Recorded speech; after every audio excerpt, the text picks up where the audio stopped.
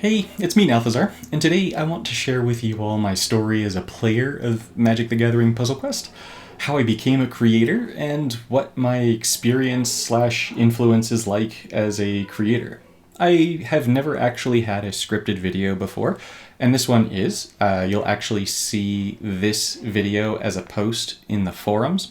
I feel like there's been just some general community sentiment and feelings about creators, and as a result, just sort of wanted to share what my experience with Puzzle Quest has been like and how I became a creator and all of that fun stuff. This is going to be a very personal video for me, so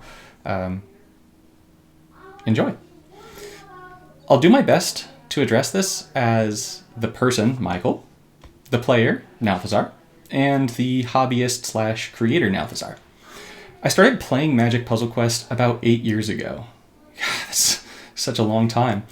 I think it was in between Kaladesh and Aether Revolt sets dropping. Probably, like a lot of you, I was quickly drawn into the game. It's a really fun game. Honestly, this format of Magic wound up appealing more to me than Paper Magic, so I stopped playing Paper Magic in favor of Puzzle Quest along the way.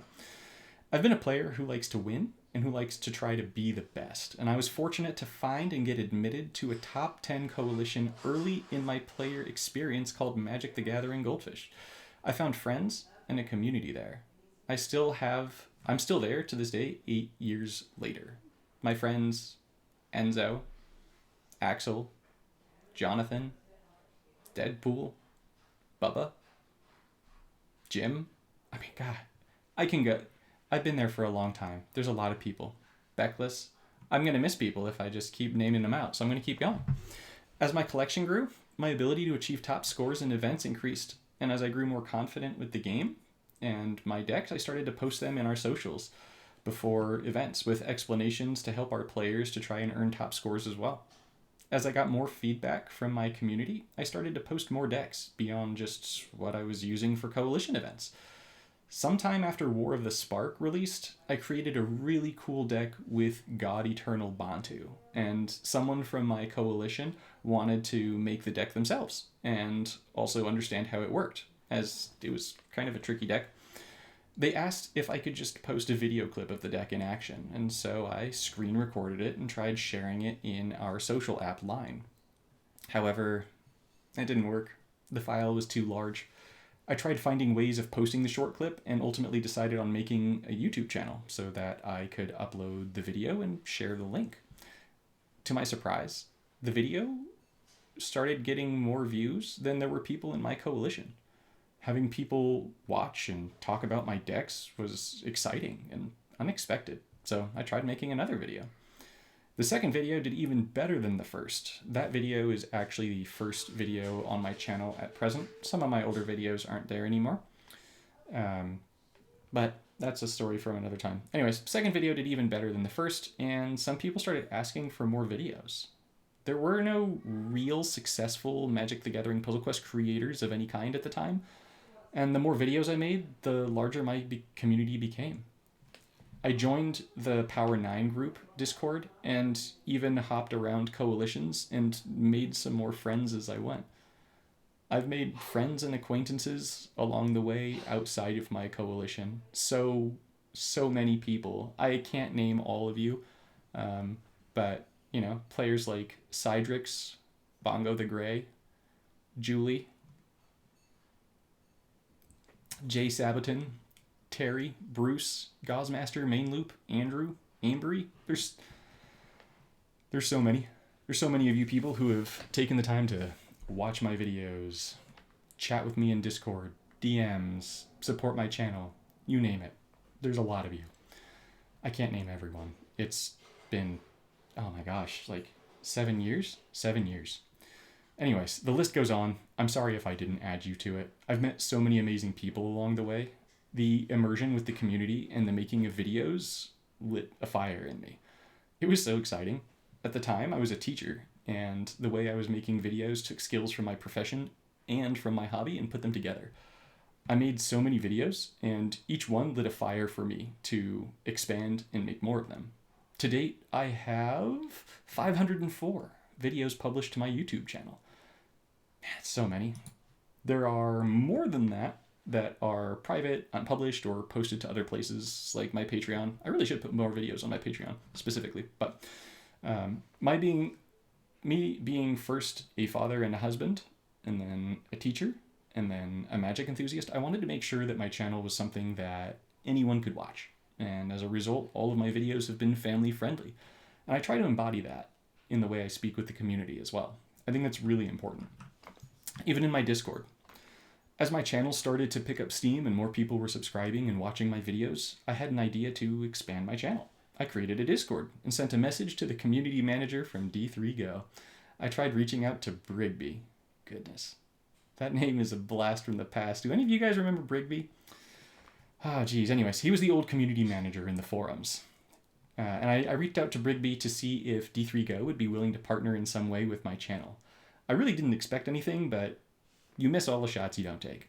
Brigby told me that they would check in with the D3Go team and get back to me. And then I didn't hear anything for a long time. And around that time, Hibernum dropped as the developer for Magic Puzzle Quest, and Octagon took over. I tried my hand again at reaching out, this time directly to Octagon. I found a contact at the studio from their website. I wrote a message in English, had it go through Google Translate to become their native language of Portuguese, and then sent both together in an email to them, hoping that they would respond. And I heard nothing back for some time. Actually, quite a while. But, anywho, I got lost. No, but until one day I got an email from the CEO at Octagon saying that they got a recommendation to watch my videos and thought they were good, and that someone from the studio would be reaching out to me. That was one of the coolest things that's ever happened to me. Getting reached out to by the CEO of a company that I was just hobbying videos for fun was crazy. It validated the passion, the time, the work I was putting into my channel. And I wound up getting another message from someone else in the studio with a request to do a video call to meet with me. I spoke with 2 people at the studio. I had a video call with 2 people, a fella and a lady, and they wound up sending me the first Will and Rowan Planeswalker to make a video on. And in that call, they explained their whole process in designing the walker. It was so cool just to hear the process behind the team and what it was that they were trying to bring into the game. I was a little bit starstruck for such a small little game, but it was so cool. It was a test to see how well it would go, and I was super excited. That video got thousands of views. It was the first video I had ever made that achieved 1,000 views, actually. And then from there on, they would periodically send me products to make videos on. Something they outlined that made them want to partner with me in the first place and to try it out was that I maintained a family-friendly channel and that I promoted creativity and positivity. I'm always in favor of more creators. If you want to be a creator, be creative. Be positive. Don't use profanity. It goes a long way.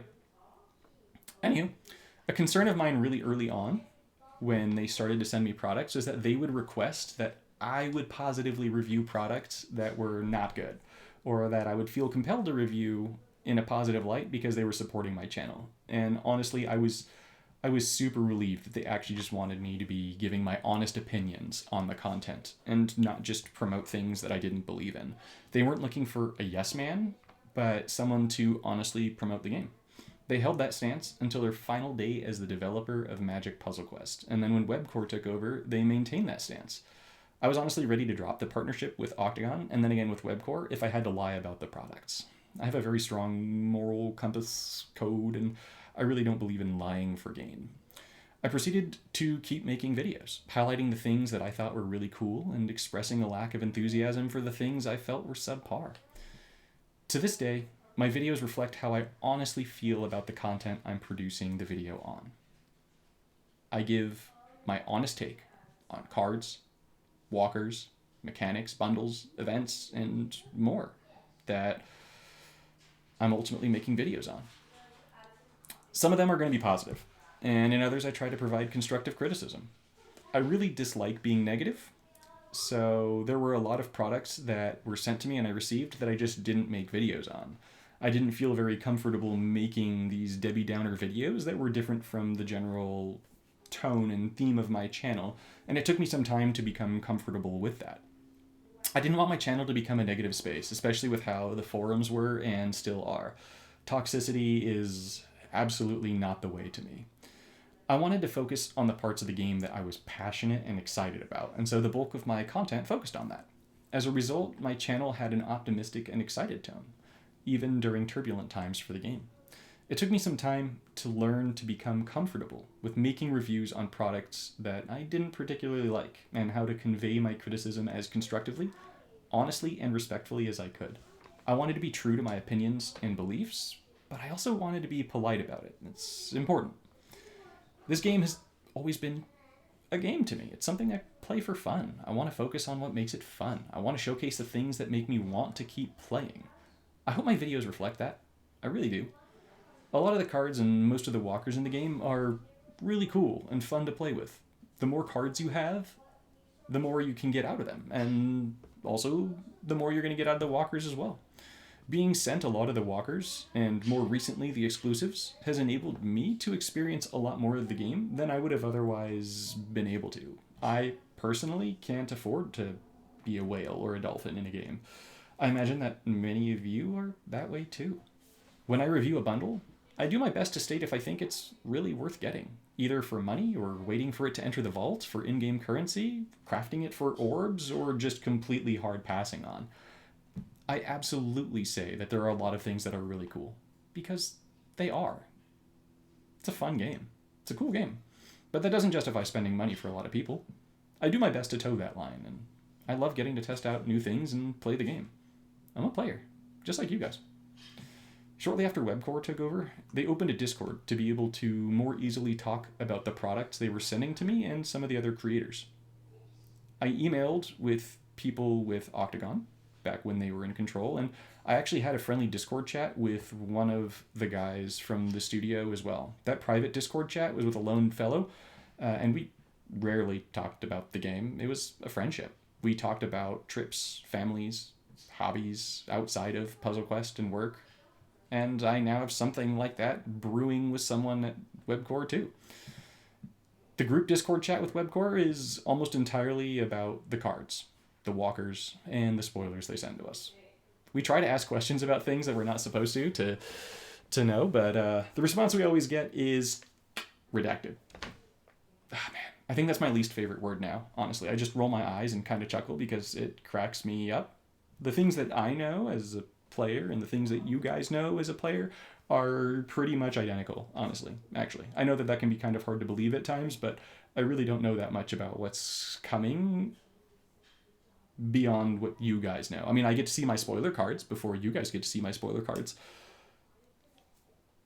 That's it. Honestly. Anywho, most of the days the chatter in there is almost entirely between us creators. I actually wound up making a separate Discord chat just for us creators that doesn't include the developers, so that we can continue our chatter without having to plug up the other channel with idle chit-chat. We've become friends, despite our differences. We support each other through the hard times, and we've gone through some really tough stuff personally as a group. Pretty much all of us. Honestly, Gaussmaster and I almost never agree on anything game-related. We're usually on opposite sides. And with that, I still really like him as a person and as a player. And I'm grateful that there is a contrasting personality in the Magic Puzzle Quest community that is making content that's different from mine. I even brought his channel to the attention of the people at Octagon to check out when he started gaining traction, so there would be, hopefully, more support for creators. There can't just be one of us. There had to be more. At times, the way he expresses himself honestly rubs me the wrong way, but at the end of the day, there's nothing but love there for him. I really, really like Greg. We both just want to play the game and share our passion for it with other people in the community, and this community honestly wouldn't be the same without him. At times, I do give my own personal feedback to the developer group. My voice is honestly just a drop of water in a bucket, though. If I had my way and they listened to what I had to say, then there'd be a new Magic Puzzle Quest app to replace the one that we have now with better and faster animations and graphics and more stability. There would be a massive overhaul for events that would make them more engaging with more interesting objectives and permanent supports that incentivized and enhanced the mechanics of the sets they represent. Furthermore, they'd run differently and be prioritized based on their lifespan as a set. with the most recent sets getting their events more frequently. Bugs would be less prevalent and would be fixed more quickly, although they actually have done a really good job on that one lately. There would be more frequent balance changes, tweaking old walkers and dud set mechanics. Grist and Dakhon would both be getting small tweaks, in my opinion, bringing them in line with the rest of the walkers in the game. There would be a more robust new player experience with better early rewards to kickstart their collections and get them into the game, just giving them some perma-standard stables that would really make it so that they could feel like they're making more powerful decks earlier on. Also improving the Origins Planeswalkers and making them available to all players from the beginning. Anyways, that would be really nice. There would be differences in brackets for scoring. There would be seasons in the game, like almost every other mobile title I play, and that would make the game feel a little bit more unique and exciting to play at different times of year. There would be increased transparency and communication from the developers to the player base. There would be more consistent and robust compensation when issues pop up. Honestly, I could go on and on about ways in which I could see improvements coming to the game, and every so often I express that with the team. I'll express it directly to them, but as for those things being changed, if you look at the list of the things that I said that I've championed for in the past few years, the only thing that we've really seen any movement on are bug fixes and the speed at which they're being addressed. And honestly, that's like 0% because of me, right? I mean, the closest I've come to having any real influence over anything was with the most recent Kaito and the community feedback to lower the loyalty costs for him to be playable. Then also, like, further back, there was one of the Chandras that came out, and I championed for them to lower the loyalty costs for her to be more playable. And then they did, but it was only by a little bit. It wasn't enough to make her actually good, so she didn't wind up being very playable, and my review said as much. I'm honestly confident that Webcore has a direction for the game, and it'll continue to not only be a fun game, but that they're going to find more ways to provide quality of life changes as they go. Do I know what's coming? Nope. Do they do? I hope so. I could see players feeling like the creators like me have more of a say for the direction of the game or decisions that are made, but that just seriously isn't happening. Some of my feedback isn't seen in the forums, but if you watch my videos and or streams or you're a part of my community Discord, you know exactly where I stand on everything. I'm an open book. The best way to push the needle and have your voice be heard is honestly just to express yourself respectfully and often. I hear that the team looks through all the community spaces regularly, ranging from the forums to the major group Discords. They follow the trends of conversations to see how people are feeling about things. I have to guess that they make decisions based on an overwhelming community sentiment. I honestly don't know what makes them make their decisions.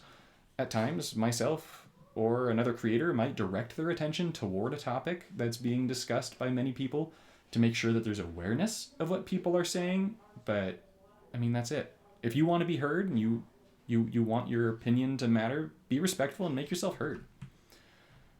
When we, the creators, get cards or walkers early that we're only allowed to use them actually in the training grounds or the story mode. That's it. So it doesn't give us any form of competitive advantage over players that couldn't get them themselves. Not until the cards or walkers are available to everyone are we allowed to actually use them outside of that. And it used to honestly just be story mode. I wasn't even allowed to put them in training grounds. But as training grounds is not an actual competitive event, I can test them there, and that gives me a much better idea for how they're going to play against players than putting it in the story mode where those decks are pretty bad. But anyways, honestly, us getting those things early has been really amazing because we ferret out a lot of issues with things, like a lot. And so we report those issues to them so that they can hopefully be fixed before they come out. Sometimes that means that a bundle is delayed and they swap the order. Sometimes that means that they fix them before they come out. But we honestly put a lot of time into just testing them and playing them. We're not paid for this. We just play the game for fun. And then we make reviews on it. And the goal is for us to have the review ready and available for the day that the walker or the card becomes available in the vault. So, I mean, good or bad, that's our goal. That's what we want to do as creators, right? I mean, that's generally a good creator goal. Anyways, I ramble. It's a lot of work, but I love the game. I love the community of people. And I love the team that I see that's working to improve on it.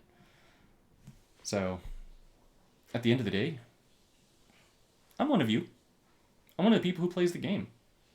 It's a fun game. It has some flaws, but I love it. I have 2 wonderful kids. I have an amazing wife. I have a blessed life. It's full of surprises and challenges. I have a hobby. I make videos about the game Magic Puzzle Quest. My making videos supports me getting VIP once every other month. Sometimes less than that. Depends. But honestly, that's it. I've never received anything of actual monetary value for my videos from anyone except for members of the community. The developers have never sent me anything except for stuff that I can play with in-game, and I can't sell any of that. I make my videos because I have fun making them. I make them for you all to hopefully share in that fun with me. I make them to meet new people, talk with other passionate members of the community. I really hope you watch my videos and that you enjoy them and that you're one of the people who shares their passion for the game with me. And if you have any questions for me, feel free to ask. I'm an open book. Thank you all for watching, and I'll see you in the next one.